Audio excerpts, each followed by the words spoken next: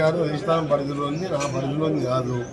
తీర్మానం వల్ల ఉన్న విషయం కూడా మంత్రి అది పిసిసి మరియు ఏఐసిసి క్రమశిక్షణ కమిటీ చిన్నారెడ్డి గారు కూడా నోటీస్ ఇచ్చిన పేపర్లో చూసిన. దాని గురించి నాకు అంత మాట్లాడే టైం లేదు, మాట్లాడడం కూడా వేస్ట్. ఎందుకంటే మేము 56.6% బీసీగా తేల్చినాం. ఆయన 12 గంటల దొంగ సర్వేలో కుటుంబ సమగ్ర సర్వేలో 51% తేల్చారు.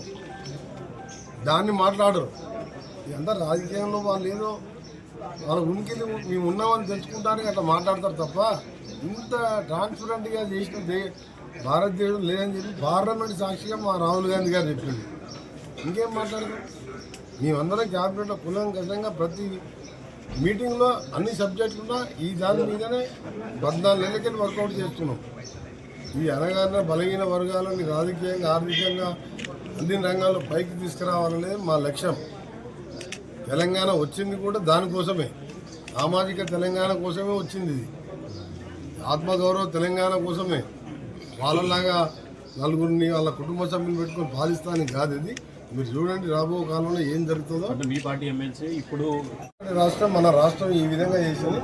తప్పకుండా దీన్ని సక్సెస్ చేస్తాం. ఈ లోపు ఎన్నికలు వస్తే పార్టీ పరంగా 42% ఖచ్చితంగా 42 పైననే ఇవ్వాలని చెప్పి నిర్ణయించి ముఖ్యమంత్రి గారు నిన్న సిఎల్పి మీటింగ్లో కూడా ప్రకటించడం జరిగింది. దాని విషయంలో వర్గీకరణ విషయంలో వెనుకడుగు వేసే ప్రసక్తి లేదు. తప్పనిసరి ఈ 90% ఉన్న జనాభా కోసమే ఈ తెలంగాణ వచ్చింది తప్ప దొరలు భూస్వాములు ప్రామోదులను ఉంటానికి కాదు. అసలు వాళ్ళు ప్రామోదులలో ఉండి కులగణనలో పాల్గొనకుండా వాళ్ళు మాట్లాడే హక్కే లేదు. ఆ కుటుంబానికి ఒక కవిత ఒకటి మా కులగణలో పార్టిసిపేట్ చేసింది. ఎంత ఇన్సల్ట్ అంటే సరే ఆమె ప్రేమతో చేసిందా రాజకీయం చేసినా తర్వాత అనవసరం. కానీ కౌన్సిల్లో వాళ్ళందరూ అపోజిషన్ మధుసూదన్ అందరూ బైకాట్ చేసి వెళ్ళిపోతే ఆమె ఒక్కతే కూర్చుంది. నేను బైకాట్ చేయాలి, మళ్ళీ వాళ్ళందరూ సభ్యులు వాపసు వచ్చింది. అంటే దీన్ని బట్టి అర్థమైంది. అందుకని దాన్ని ఇంప్లిమెంట్ చేసే వరకు వదిలిపెట్టే ప్రసక్తే లేదు.